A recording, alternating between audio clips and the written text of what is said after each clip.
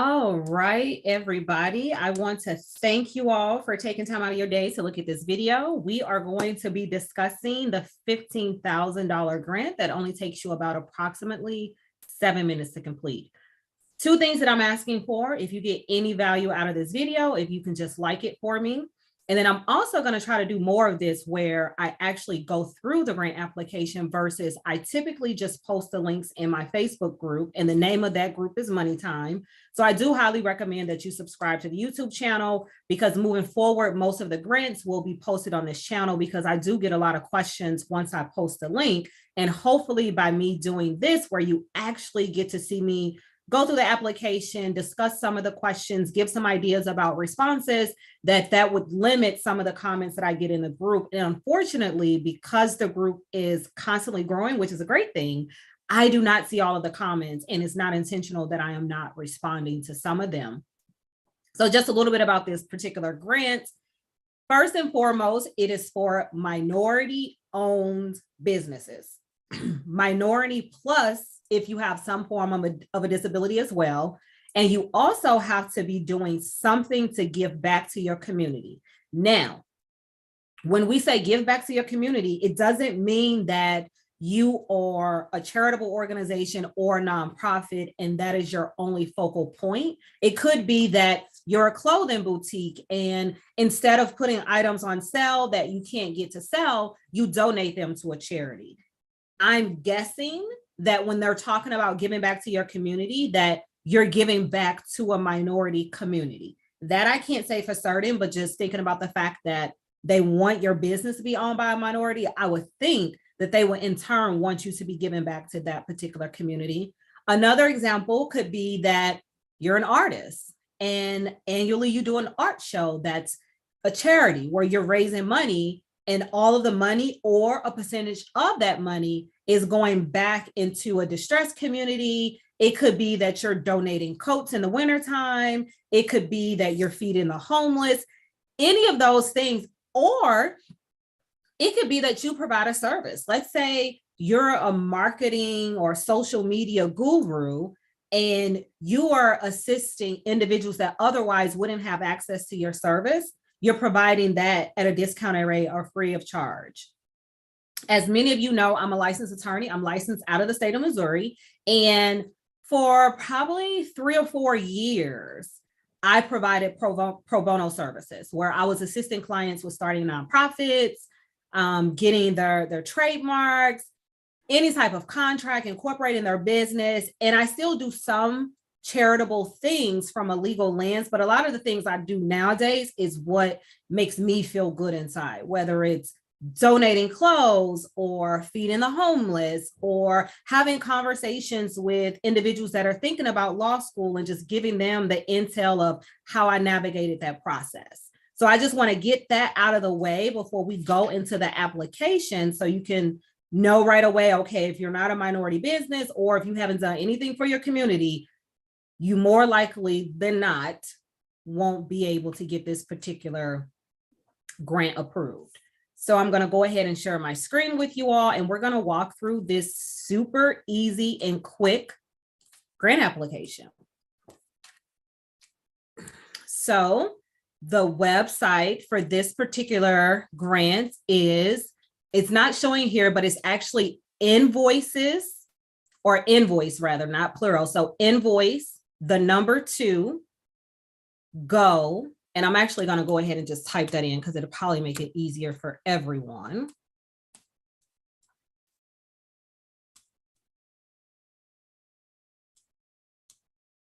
Well, if it will allow me, and it looks like it is not allowing me to do that.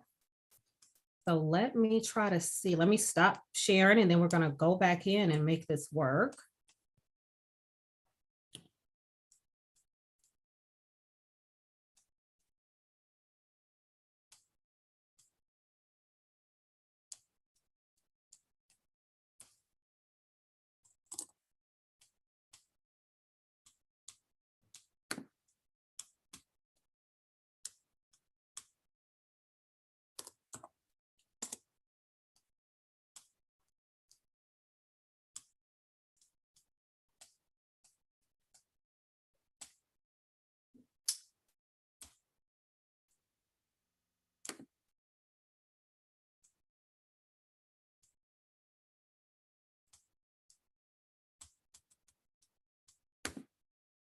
Now my thing will not go off of, there we are. We're back on. So let me share my screen again.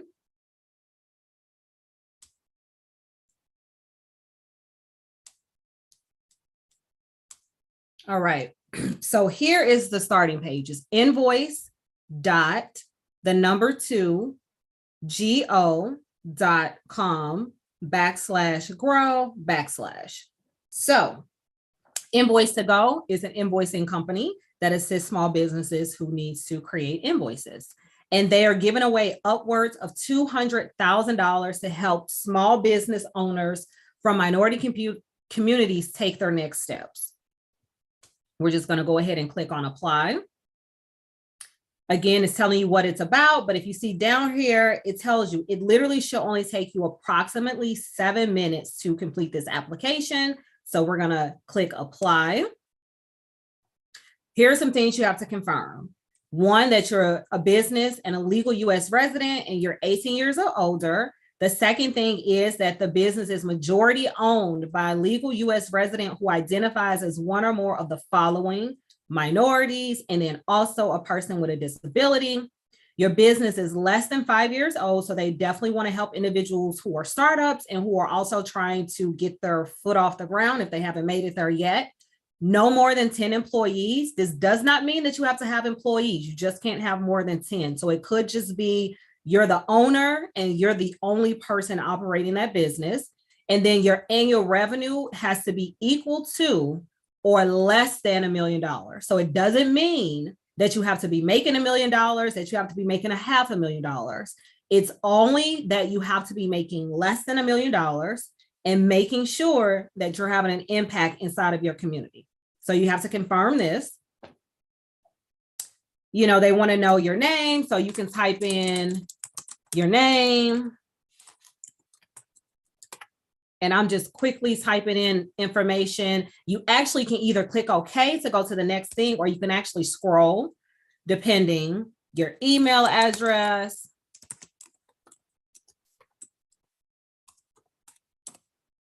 Make sure all of that is correct.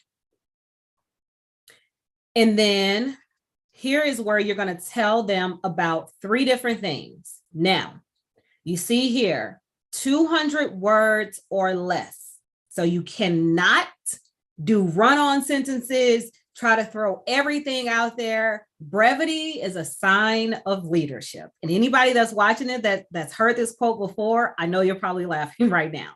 So you need to give them your business name, description, and purpose, whether it be, you know, if we're going to stay with your clothing boutique, whatever that business name is, the description is, you know, provide affordable fashions to whomever, whatever your market group is. It could be, you know, a professional woman. It could be a professional man if you're providing just suits. Include one challenge your business overcame. And I want to be mindful, right? Think about this.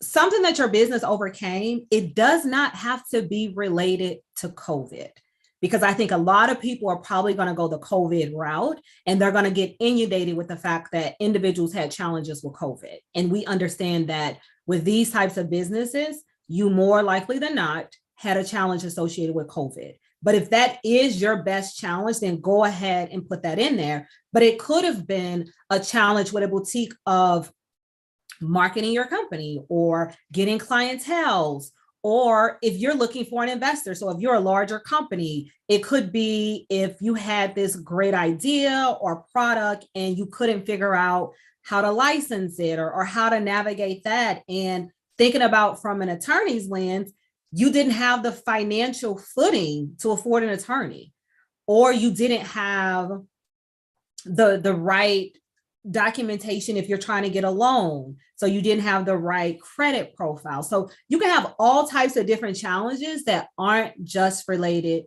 to COVID.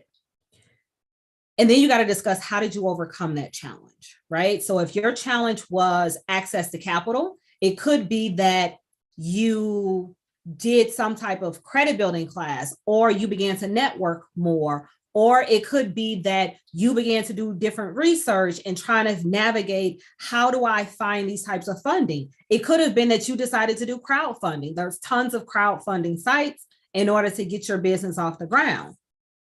Also, what is a challenge that you're still facing that winning these additional funds would help alleviate?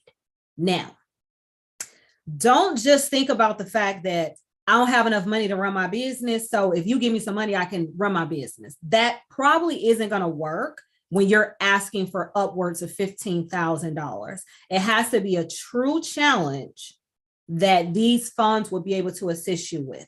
It could be that your company is at capacity, so you need to hire additional employees. It could be that you have this great product, but you don't have the funding to market it the way that you want to market it. It could be that you want to hire contractors, but you can't afford a lawyer to do the contracts. It could be those types of things, but don't just give them this blanket statement of, I don't have enough money, so give me some money, and then I'll be able to show you that I'm going to be able to utilize this money the way that it needs to be used. And then also, second question, how do you plan to use additional funds to improve the business if you win? Same thing, you're going to hire a lawyer, you're going to hire a marketing person, you're going to get employees, whatever it is, you're going to be able to get more inventory, you're going to be able to get a commercial space, you're working out of your home, and now you need a professional office in order to meet clients. All of those different things can be challenges that small businesses face that other businesses wouldn't even have to think about. And then how your business demonstrates commitment to your community. And I briefly talked about this at the beginning of the video. And again, your business doesn't have to be focused specifically on giving back to the community. It could be a percentage of your company does something. It can be an annual event. It could be, as I said, I spent a lot of time going to inner city high schools or inner city elementary schools, talking to individuals that are thinking about becoming a lawyer.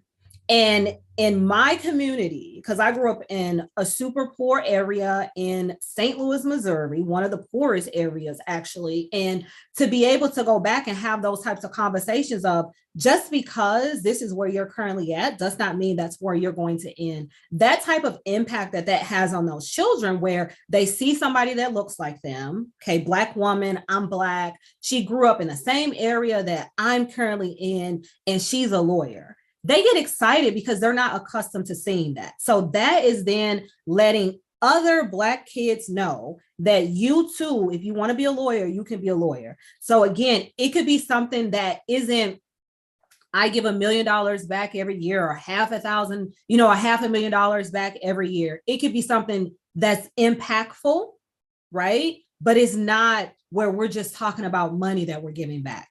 It could be, as I said earlier, you're taking your old inventory and you're giving back to the community. You know, you're giving back to individuals that are thinking about going on interviews, but they don't have funds.